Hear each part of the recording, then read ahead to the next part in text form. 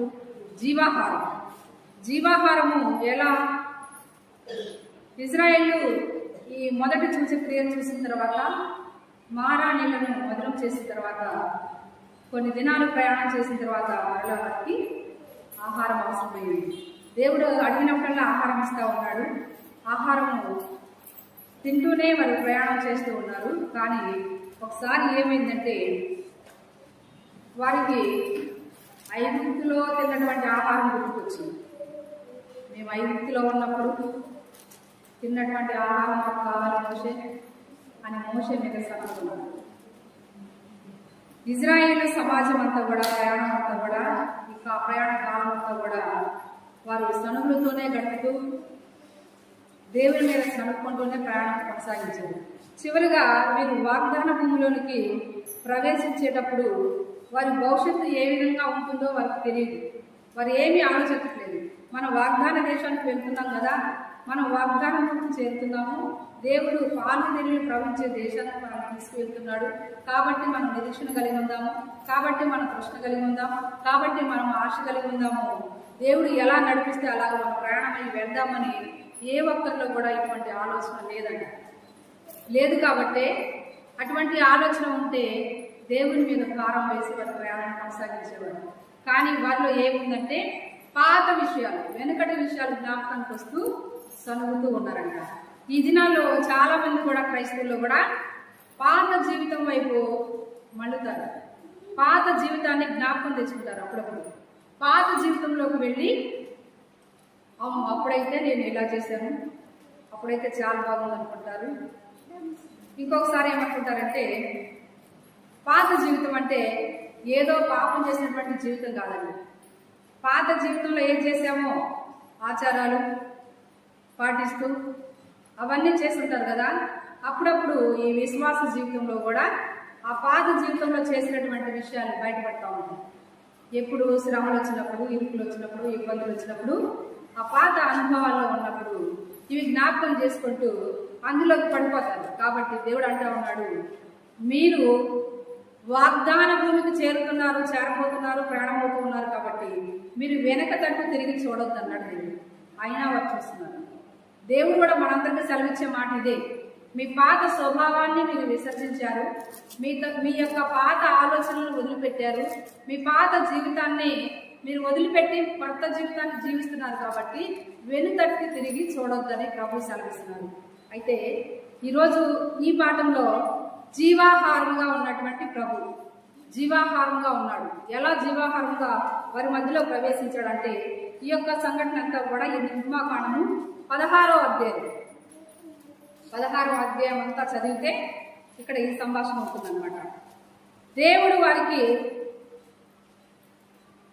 మర్చిపోయారని వాళ్ళు అనుకున్నారు, కానీ దేవుడు మాత్రం వారు మర్చిపోలేదు. దేవుడు మనందరూ కూడా మర్చిపోడు. మనం అనుకుంటాం, కానీ మనకు బాగా ఇబ్బంది కలిగినప్పుడు, మనం దేవుడికి బాగా మొరపెట్టినప్పుడు దేవుడు నా ప్రార్థన లేదు, నన్ను మర్చిపోయాడని మనం అనుకుంటాం. అలాగే ఇజ్రాయేల్ ప్రజలు కూడా ముందే అనుకున్నారు, దేవుడు మర్చిపోయాడు, మాకు ఆహారం ఇవ్వలేదు, మేము ఎప్పుడో తిన్నటువంటి ఆహారం మాకు కావాలి, ఆ ఆహారం కావాలి, రుచికరమైనటువంటి ఆహారం కావాలి, కాబట్టి ఆహారం ఇవ్వలేదని అనుకున్నారు, జ్ఞాపకాన్ని తెచ్చుకున్నారు. దేవుడు మాత్రము మర్చిపోలేదు వాళ్ళని. కానీ అయితే ఆహారం ద్వారా ఇప్పుడు శోధన వచ్చింది. వారు అరణ్య యాత్రలో ఆహారం కోసం శోధన పరీక్ష వచ్చింది. ఏ ఆహారం కావాలన్నారు? ప్రయాణం చేసినంత కాలం కూడా వారు తిన్నటువంటి ఆహారం మన్నానే తిన్నారు. దేవుడు మన్నాను చూపిస్తూ ఉన్నాడు, తింటూ ఉన్నాడు. రోజు మేము మన్నానే తింటున్నాం. ఆహారం విషయంలో పరీక్షింపబడ్డారు.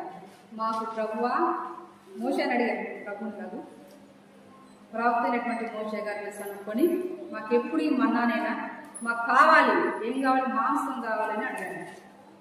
మాంసం కావాలని అడిగారు. ఆహారం ద్వారా శోధించబడ్డారు ఇజ్రాయేల్ ప్రజలు. ఆహారం ద్వారా శోధన వచ్చింది, పరీక్షకు గురయ్యారు. మాకు మాంసం కావాలి మోషే అని అడిగారట. అయితే మోషే గారు వెంటనే ప్రభు దగ్గరికి వెళ్ళి, దేవుని దగ్గరికి వెళ్ళి అడిగాడు, ప్రార్థించాడు, అయిపోయి వచ్చాడు. అయితే ఇక్కడ మనం ఇంకొక సంగతిని జ్ఞాపకం చేసుకోవాలి. ఏంటంటే ఆ సంగతి ఆహారం ద్వారా ఈ నిర్గమాకాండంలో కాకుండా మొదట్లో ఆహారం ద్వారా శోధన వచ్చింది. ఎక్కడ వచ్చింది ఆ శోధన? ఒకసారి జ్ఞాపకించండి. ఆహారం ద్వారా శోధించబడినటువంటి మొట్టమొదటి వ్యక్తి ఎవరు అంటే స్త్రీ. అనే స్త్రీ ద్వారా పురుషుడు కూడా వచ్చింది శోధన. ఇప్పుడు గుర్తొచ్చిందా మీకు? అవ్వ. ఆహారం ద్వారా శోధించబడింది ఎవరంటే అవ్వ. ఈ ఏదేని వనంలో మంచి ఆహారాన్ని సృజించాడు. మనుషులందరికీ మంచి ఆహారము, పోషకాహారాన్ని దేవుడు ఇచ్చాడు. కానీ సాతాను యొక్క మాటలు విని ఆహార శోధనకు లోనయ్యి ఆమె దేవుని మాటను తిరస్కరించి దేవుని మాటను వినకుండా పాపంలో పడిపోయింది. ఆ రోజు ఆమె తెచ్చినటువంటి పాపం ద్వారానే ఈ లోకంలోకి మరణం ప్రవేశించింది. అంతే కదా, మరణం తీసుకొచ్చినారు. అయితే వారిద్దరూ ఆహారం ద్వారా శోధించబడ్డారు. మరణాన్ని తీసుకురావడమే కానీ వారికి శాపాన్ని కూడా పొందించుకున్నారు. వారి శాప ఫలితంగానే ఈ రోజున భూమి శపించబడింది. మనం నివసిస్తున్నటువంటి భూమి అంతా కూడా శపించబడింది దేవుని ద్వారా. నువ్వు కష్టపడి పొలం వేయాలి, కష్టపడి నువ్వు కాలు పెట్టాలి, కష్టపడి నువ్వు విత్తనం వేయాలి, కష్టపడి ఆ పంట వచ్చాలి. నీ కష్టపడినటువంటి చెమటంతా భూమి మీద నువ్వు కారిస్తేనే నీకు ప్రతిఫలం కలుగుతుందని దేవుడి శాపం. అందుకనే ఈ రోజున రైతులందరూ కూడా కష్టపడి పనిచేయాలి. కష్టపడితేనే ధాన్యం. కొంతమంది విత్తనాలు వేసి ఆ పండిన వరకు జాలే, వచ్చిన వరకు జాలే అని అస్సలు దాని పొలం తట్టు కూడా తిరిగి చూడకుండా వదిలేస్తారు కొంతమంది. వారు అనుకుంటారు కదా ఇచ్చిన వరకు చాలు, దేవుడు ఇచ్చిన వరకు చాలా అనుకుంటారు. కానీ దేవుడు ఏమన్నాడు? నువ్వు కష్టపడాలి అన్నాడు దేవుడు. ఆ మాట మర్చిపోయి ఆయన ఇచ్చిన వరకు తీసుకుందాం అనుకుంటారు. కానీ దేవుడే మర్చిపోడు కదా. నువ్వు అసలు పంటలోకి అడుగు పెట్టకుండా ఆ చెమటని అనే పొలంలో కార్చకుండా ఉంటే అధికమైన దిగుబడి ఇస్తాడా? ఇవ్వడా? అలాగే ఆహారం ద్వారా శోధించబడినటువంటి స్త్రీ హవ్వ, ఆదాము మరియు వారి వలన వచ్చినటువంటి భూమి శపించబడింది. వారి ద్వారానే ఈ లోకంలోకి పాపం ప్రవేశించింది. ఆ పాపం వల్ల మరణం కూడా ప్రవేశపెట్టబడింది. ఇంకొక వ్యక్తి ఉన్నాడు, ముగ్గురిని జ్ఞాపకం చేస్తాను నేను. ఆహారం ద్వారా రెండవ వ్యక్తి శోధించబడ్డాడు. ఎవరా వ్యక్తి? జ్ఞాపకం తెచ్చుకోండి బాగా, తర్వాత ఎవరికైనా గుర్తొచ్చిందా? రెండవ వ్యక్తి ఆహారం ద్వారా శోధించబడ్డాడు. ఆదికాండంలోనే. Very good. ఏశావు. యాకోబు. అవునవును, వెరీ గుడ్. స్వరూప బాగా చెప్పింది. ఏశావు అన్నదమ్ములు ఇద్దరు పేరు. యాకోబు, ఏశావు. ఆహారం ద్వారా శోధించబడింది ఎవరంటే ఏశావు. ఏశావు ఆహారం ద్వారా శోధించబడి కన్నులకు అవ్వ ఎలాగైతే అనుకుందో ఒక చూడటానికి చాలా అందం ఉంది, పంట అనుకుంది కదా, అదే రీతిగా ఏశావు అనుకున్నాడు. చూడటానికి చాలా ఎర్రగా ఉంది కూర, విత్తనాలు లావులాగా కనబడుతున్నాయి. కాబట్టి ఇది నాకు కావాలి అన్నాడు తమ్ముడు. ఇది నీకు కావాలంటే నీ జ్యేష్ఠత్వ హక్కు నాకు ఇచ్చేయి అన్నాడు తమ్ముడు. వెంటనే ఆహారానికి లోబడి, ఆహారం శోధనలో పడి ఏశావు ఏం చేశాడంటే, నాకేం అవసరం లేదు, పెద్దవాడిగా ఉన్నాను కదా, ఈ పెద్దవాడి తమ్ముడు జ్యేష్ఠత్వ హక్కు నాకు నువ్వే తీసుకోవని చెప్పేసి మాట ఇచ్చి ప్రమాణం చేసి ఆ కూరను తీసేసినట్టు తిన్నాడు. ఏశావుకి ఏం వచ్చింది? ఆహారం శోధన వల్ల దేశ దిమ్మరయ్యాడు. ఆ దేశంలో నుంచి వెళ్ళిపోయాడు. దేవుడు శపించాడు. తర్వాత ఏశావుని ఏ రీతిగా శపించాడంటే, తన నుదుటి మీద ఒక గుర్తు వేశాడు. జ్యేష్ఠత్వపు హక్కును అమ్ముకున్నటువంటి ఏశావు అని నుదుటి మీద ఒక కాల్చినటువంటి గుర్తు లాంటిది ఏశావు నుదుటి మీద వేస్తాడు దేవుడు. ఆ గుర్తును చూసినటువంటి ప్రజలందరూ కూడా ఆ దినాల్లో వీడు దేవుని ఆహారం ద్వారా శోధించబడినటువంటి వ్యక్తి, అలాగే దేవుని శాపాన్ని పొందుకున్నటువంటి వ్యక్తి ఏశావు అని తెలియడం కోసం దేవుడు గుర్తించాడు. దేవుని శాపాన్ని పొందుకొని ఆ దేశంలో ఉండకుండా దేశం తిప్పుడుగా ఉండి వేరే వేరే దేశంలో ప్రయాణం చేస్తూ అక్కడే జీవించి తర్వాత ఎప్పుడో యాకోబు వంశంలోకి మరలా వస్తుంటారు. ఈ రీతిగా ఆహారం ద్వారా శోధించబడినటువంటి రెండో వ్యక్తి ఎవరంటే ఏశావు. మనం ఇప్పుడు క్రొత్త నిబంధనలోకి వస్తాం. క్రొత్త నిబంధనలో ఆహారం ద్వారా శోధించబడినటువంటి ఒక వ్యక్తి ఉన్నారు. ఎవరా వ్యక్తి? కొంచెం జ్ఞాపకం తెచ్చుకున్నది. ఈరోజు పాఠము చాలా చాలా విలువైనటువంటి పాఠం. ఇది జీవాహారం. కొత్త నిబంధన కాలంలో ఆహారం ద్వారా శోధించబడ్డాడు. 40 రోజులు ఉపవాసం ఉంది. మీకు క్లూ ఇస్తుంది. 40 రోజులు ఉపవాసం ఉండిన తర్వాత సాతాను శోధించబడి అరణ్యంలోకి తీసుకెళ్ళిపోతుంది. ఎవరంటే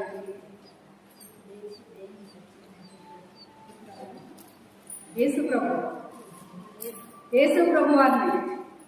యేసు ప్రభు వారు 40 రోజులు ఉపవాసం ఉన్న తర్వాత ఆయన కొంచెం బలహీనంగా కనిపిస్తారు.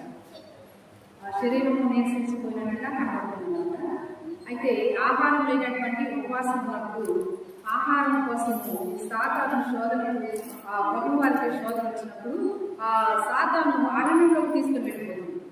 అరణ్యంలోకి యేసు ప్రభు వారిని తీసుకుని వెళ్ళిపోతుంది. తన మహిమతో తీసుకుని వెళ్ళి అక్కడికి వెళ్ళి, నీవు దేవుని కుమారుడు కదా, సాతాను అన్నటువంటి డైలాగ్, నువ్వు దేవుని కుమారుడు కదా, ఇదిగో ఇక్కడ కనిపిస్తూ ఉన్నాయి కదా ఈ కొండల మీద ఉన్నటువంటి రాళ్ళన్నీ, ఈ రాళ్ళని రొట్టెలుగా చేసుకుని తిన్నాను. అంతేనండి. అలాగే అంటారు, ఈ కనిపిస్తూ ఉన్నటువంటి నీ దేవుని కుమారుడు కదా, నీకు సాధ్యమైతే, నీకు చేతనైతే ఈ కనిపిస్తూ ఉన్నటువంటి రాళ్ళన్నిటినీ రొట్టెలుగా చేసుకుని తినమని ఆహారం ద్వారా శోధిస్తాడన్నమాట. అయితే ప్రభువారు అన్నారు కదా, ఆహారం వలన మనుషులు బ్రతకరు, కానీ మనమంతా బ్రతికేది ఆహారం వలన కాదు. దేని వల్ల బ్రతుకుతున్నామంటే అక్కడ యేసు ప్రభు వారు సెలవిచ్చారు, దేవుని నోట నుండి వచ్చే ప్రతి మాట వలన బ్రతుకుతాము. నేను ఆహారం వలన శోధించబడినటువంటి ప్రభు వారు చెప్పినటువంటి మాట సాతానుతో అన్నాడు, మనుషుడు ఆహారం వలన కాదు కానీ దేవుని నోట నుండి వచ్చే ప్రతి మాట వలన జీవించును అని అక్కడ రాయబడి ఉంది. ద్వితీయోపదేశకాండంలో ఈ మాట కూడా రాయబడి ఉంది. ద్వితీయోపదేశకాండము 8వ అధ్యాయము 3వ వచనంలో రాయబడింది, ఆహారము వలనే కాక యెహోవా సెలవిచ్చిన ప్రతి మాట వలన నరులు బ్రతుకుదు అని ఇక్కడ రాయబడింది. అయితే యేసు ప్రభు అన్నటువంటి మాట అయితే మత్తయి సువార్త 4వ అధ్యాయం 3వ వచనంలో యేసు ప్రభు అన్నటువంటి మాటను కూడా మనం చదువుతున్నాం ఒకసారి. అప్పుడు యేసు అపవాది చేత శోధించబడినప్పుడు ఆత్మ వలన అరణ్యమునకు కొనిపోబడింది. 40 దినములు 40 రాత్రులు ఉపవాసం ఉండిన పిమ్మట ఆయన ఆకలి కొనగా ఆ శోధకుడు ఆయన యొద్దకు వచ్చి నీవు దేవుని కుమారుడవైతే ఈ రాళ్ళు రొట్టెలగునట్లు ఆజ్ఞాపించుమనెను. అందుకు ఆయన మనుష్యుడు రొట్టె వలన మాత్రము కాదు గాని దేవుని నోట నుండి వచ్చు ప్రతి మాట వలనను జీవించును. యేసు ప్రభు వారు చెప్పకముందే యేసు ప్రభు వారు మత్తయి సువార్త 4వ అధ్యాయంలో ఈ వాక్యాన్ని ఆయన మాట్లాడారు. మనుషుడు రొట్టె ఆహారం వల్ల జీవించడు కానీ దేవుని నోట నుంచి వచ్చి ప్రతి మాట వల్ల జీవిస్తారని చెప్పాడు. అయితే యేసు ప్రభు వారి కంటే ముందు యేసు ప్రభు వారు వచ్చింది ఎప్పుడు? క్రొత్త నిబంధన కాలంలో మనం ఈ లోకానికి తెలిసిన విషయం అది. కానీ యేసు ప్రభు వారు పాత నిబంధన కాలంలో, అనాది కాలంలో కూడా, ఆది కాలంలో కూడా ఆయన తండ్రి దగ్గర ఉన్నటువంటి దేవుడు కాబట్టి అరణ్యంలో ఆహారం శోధన వచ్చినప్పుడు మనకు చెప్పినటువంటి మాట ఇది. ద్వితీయోపదేశకాండము 8వ అధ్యాయం 3వ వచనంలో చెప్పాడు. ఏమని? మనుషులందరూ కూడా ఆహారం వలన కాదు కానీ దేవుని నోట నుండి వచ్చే మాట వలన బ్రతుకుతారు అని తెలియజేశాడు. ప్రభువారే అక్కడ జీవాహారమైనటువంటి ప్రభువారే ఇజ్రాయేల్ ప్రజలకు కూడా సెలవిచ్చాడు ఈ మాట. అయితే ఇక్కడ ఇజ్రాయేలు కనిగిన తర్వాత దేవుడు అద్భుత కార్యం చేశాడు. ఇంకొక కార్యం కూడా చేశాడు. ఏంటంటే మాంసం కావాలన్నారు, మాంసాన్ని ఇచ్చాడు. మీరందరూ సిద్ధపడి ఉండండి, ఈ సాయంత్రపు వేళలో మీకోసం నేను మాంసాన్ని కురిపిస్తాను, పూరేడు పెట్టాలని కురిపిస్తానని చెప్పాడు. ఇక విస్తారమైనటువంటి పూరేడు. వీళ్ళేమో ఒక రోజు తిందామనుకున్నారు, ఆశపడి ఇజ్రాయేల్ ప్రజలు. ఒక్కరోజైనా మాంసం తిందామనుకొని శోధించబడి ప్రవక్తను అడిగాను. ప్రవక్త గారు వెళ్ళి దేవుడిని అడిగాను. దేవుడు ఏం చేశాడంటే వారికి విస్తారమైనటువంటి కూరేళ్ళని పంపించాడు. విస్తారమైనటువంటి నిర్గమాకాండ 16వ అధ్యాయం అంతా చదివితే వరకు అక్కడ వ్రాయబడి ఉంటుంది. విస్తారమైనటువంటి కూరేళ్ళు పూర్వపడినప్పుడు వండుకొని తిన్నాడు. అయితే వాళ్ళు ఎలా తిన్నారంటే దేవుడు చెప్పాడు, ఇక్కడ ప్రతి వారు కూడా ఆ కూరేడు బిడ్డలను ఆ పాళెం చుట్టూ వాళ్ళు ఉన్నటువంటి పాళెం అంతా కూడా కమ్ముకొని ఉన్నప్పుడు వీరందరూ కూడా సాయంకాలం ముందు 8వ వచనం చదువుకున్నాం. 16, 8వ వచనం. మరియు మోషే మీరు తినుటకై సాయంకాలం వరకు మాంసమును ఉదయమున చాలినంత ఆహారమును యెహోవా మీకు ఇయ్యగాక అని మీరు ఆయన మీద మీరు దేవుని మీద మీ సనుగులను యెహోవా విన్నాడు, మీ సనుగులన్నిటిని యెహోవా విన్నాడు. కాబట్టి నేను మీ ముందర నేను ఏ పాటలు వాడను, కాబట్టి మీ సనుగులన్నీ కూడా యెహోవా మీదే ఉన్నాయి, కాబట్టి నా మీద కాదని మోషే వారందరితో చెప్పాడు. యెహోవా సత్త వాళ్ళు ఏ రీతిగా తిన్నారంటే ఆ గొంతు వరకు వారు తిన్నటువంటి ఆహారం అంతా కూడా గొంతు వరకు తిన్నారంట. తర్వాత ఏమైందంటే ఆ గొంతులో ఉన్నటువంటి ఆహారం ఉండగానే దేవుని మీద సనుక్కున్నారు. సర్వశక్తివంతుడైనటువంటి దేవుని మీద సనుక్కున్నారు. కాబట్టి దేవుడు ఆహారం ఇచ్చాడు. తర్వాత ఏం చేశాడంటే దేవుడు తిన్నటువంటి ఆహారం ద్వారా వారందరూ వెంటనే ఎవరైతే ఈ ఆహారాన్ని ఎక్కువగా తిన్నారో వెంటనే చాలా మంది చనిపోయారు. వెంటనే దేవుని మీద సనుక్కున్నటువంటి వారికి కలిగే గతి దేవుని మీద సనుక్కున్నారు. ఇంతకుముందు మంచినీళ్ళ విషయంలో, దాహం విషయంలో మోషే మీద సనుక్కున్నారు. ఆహారం కోసం దేవుని మీదే సనుక్కున్నారు. కాబట్టి దేవుని మీద మీరు సనుక్కున్నారు కాబట్టి దేవుడే మీరు చూసుకుంటాడని మోషే చెప్పిన తర్వాత గొంతు వరకు తిన్నటువంటి ఆహారం గొంతులో ఉండగానే చాలా మంది చనిపోయినట్టుగా ఇక్కడ వ్రాయబడి ఉంది. అయితే ఈ జీవజలం అన్నమాట, జీవాహారంగా ఉన్నటువంటి యేసుక్రీస్తు ప్రభువారు పరలోకం నుండి కొరవబడినటువంటి మన్నా యేసుక్రీస్తు ప్రభువారు అలాగే మాంసం అని ఇచ్చాడు. ఆ మాంసం తినగానే తిన్నవారందరినీ చంపేశాడు. అయితే ఇక్కడ ఆహారం ద్వారా శోధించబడినటువంటి 3 వ్యక్తులు. మొదటి వ్యక్తి ఎవరంటే హవ్వ అయినటువంటి స్త్రీ, రెండో వ్యక్తి యేషోవా, మూడో వ్యక్తి ఎవరంటే ప్రభువైన యేసుక్రీస్తు. ఆహారం ద్వారా శోధించబడ్డాడు. అంటే వీరిద్దరేమో మొదట చెప్పినటువంటి ఇద్దరేమో హవ్వ కానీ యేషోవా కానీ సొంతంగా నాకు కావాలి ఆహారం అని శోధించబడ్డాడు. ప్రభు వారు ఆ రీతిగా కాదు, ఆహారం కోసం ఆయన శోధించబడలేదు, కానీ సాధారణ శోధించాడు. ఆహారాన్ని చూపించి తినమని ప్రోత్సాహం ఇచ్చాడు అన్నమాట. శోధనకు గురయ్యాడు ప్రభు. అయితే అరణ్యంలో ఇజ్రాయిల్ జనాంగం అంతా కూడా ప్రభు అనుకున్నాడు, దేవాతి దేవుడు 40 రోజుల్లో వాగ్దాన భూమికి చేర్చాలనుకున్నాడు. దేవుడు 40 రోజుల్లో వాగ్దాన దేశానికి, కానాను దేశానికి ప్రయాణాన్ని కొనసాగించాలని దేవుడు చెప్పమైతే వీళ్ళు చేసినటువంటి సనుగులు గునుగుల వల్ల మధ్యలో వాళ్ళు కొన్ని చోట్ల ఉండిపోవడం వల్ల, కొంతమంది చనిపోవడం వల్ల, ఈ రీతిగా దేవుని మీద సనుక్కోవడం వల్ల వాళ్ళ యొక్క ప్రయాణము 40 రోజుల ప్రయాణము దేవుడు పొడిగించాడు. ఇంకా వీరికి బుద్ధి రావాలి, ఇజ్రాయిల్ ప్రజలకు బుద్ధి రావాలి, వీళ్ళు నా గురించి తెలుసుకోవాలని దేవుడు సిద్ధమైంది. కాబట్టి 40 రోజుల ప్రయాణాన్ని 40 రోజుల్లో వెళ్ళిపోయేవారు. కానీ ప్రవక్త మీద, మోషే మీద సనుక్కున్నారు కాబట్టి దేవుడు వారిని శ్రమలకు గురి చేసి, వారికి అనేక శ్రమలకు, ఇబ్బందులకు గురి చేశాడు. ఎందుకంటే దేవుని కార్యాలు తెలుసుకోవాలి. ఈ దినాల్లో చాలా మంది కూడా మనకి ఏదైనా భయంకరమైన రోగం వచ్చిందంటే దేవుడు మనల్ని పరీక్షించడానికి ఇచ్చాడని తెలుసుకోవాలి. మనలో ఏదో తప్పిక ఉంది దేవుని పట్ల, అందుకే మనకి ఇచ్చాడని జ్ఞాపకం ఉంచుకోవాలి. నాలో ఏదో ప్రభువా మనం సరిచేయని ప్రార్థించాలి. ఈ రోగాన్ని తీసివే ప్రభు అని అడిగితే తెలుసుకుంటే దేవుడు వెంటనే మన రోగంలో స్వస్థపరచబడాలి.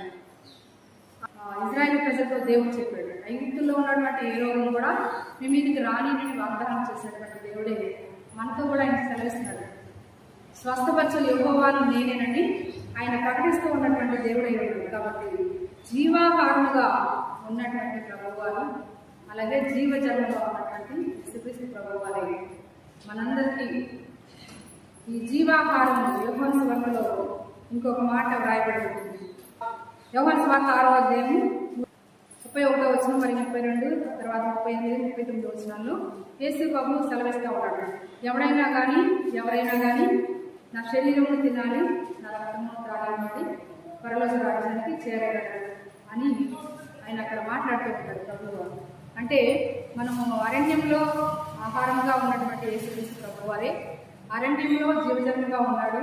అలాగే సమరస్సుకి ఇచ్చినటువంటి జీవజలమైనటువంటి ప్రభువారే ఆయన రక్తమును, ఆయన శరీరమును త్రాగినటువంటి వారే పరలోక రాజ్యానికి వారసులు, అందులో చేవేసినటువంటి వారే అర్హత కలిగి ఉంటారని యేసు ప్రభువారు సెలవిస్తూ ఉన్నాడు. ఇంతతో ఈ యొక్క సభాధిపడి పాఠం ముగించబడింది. సమయం ప్రారంభం చేస్తున్నాము. మా స్థుతులకు పాల్గొన మా యేసు దేవ, స్థుతుల మీద ఆశ్రయమైన తండ్రి, ఈ సమయంలో ఇంతవరకు పిలుపడినటువంటి ఈ యొక్క సభాధిపడి పాఠంలో దయతో దీవించి ఆశీర్వదించి కాడాల్సిన విన్నటువంటి వారికి అయినా హృదయాలు మీరే జీవాహారాలను, మీరే జీవజలముగా ప్రజలందరి జీవితాలలో అనేటటువంటి విషయాలను నేర్చుకుంటామని ఈ పాఠంలో ఉన్నటువంటి సంగతుల ద్వారా మా జీవితంలో జీవజలముగాను, జీవాహారాలను, జీవవాక్యములను మీరే మాలో నుండి నడిపించుకొని మాకు వినేసిన ప్రార్థించి వెళ్ళి వచ్చిన